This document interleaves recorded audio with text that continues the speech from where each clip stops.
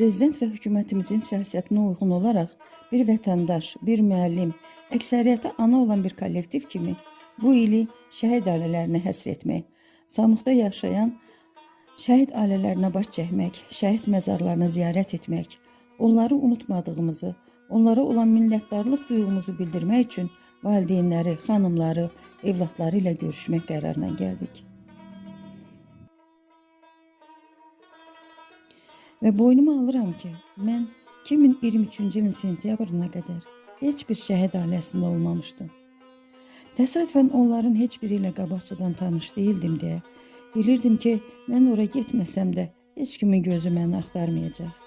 Amma getsəm, sanki hamı mənə baxacaq və mən bu baxışlardakı tənənin altında əziləcəm. Özümü bütün bu olanlara görə günahkar sayırdım. Çünki mən qaçqın olmasam da bir Qarabağlı idim və sanki Qarabağda baş verənlərin hamısına cavabdeh idim. Lakin 2023-cü ilin sentyabrında artıq gizlənməyə yerim qalmadı. Şəhid olan sevimli müəllim yoldaşım Pərvanənin qardaşı idi. Özümü toplayıb bir axşam onlara getdim. Gördüyüm mənzərə məni çox sarsıtdı. Divardan Sənanın böyük toy şəkli asılmışdı.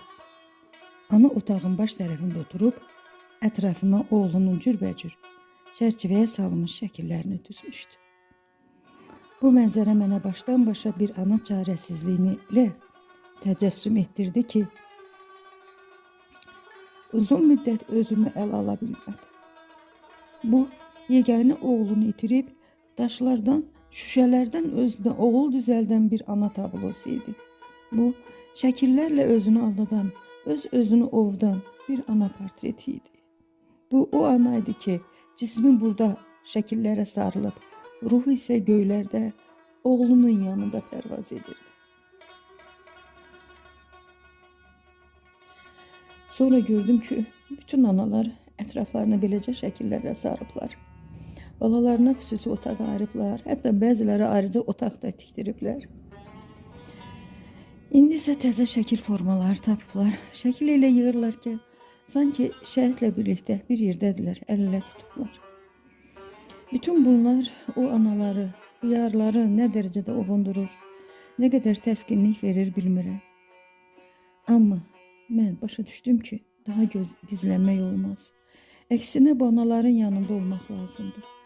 Çünki bütün bu şəkillər, otaqlar, güşələr o zaman təsəlli olar ki, onları ziyarət edən olsun. Bu anaları, ailələri yada salan olsun. Və hər kəs, xüsusən də biz analar, ömür yetdikcə, güc çatdıqca onların yanında olmağa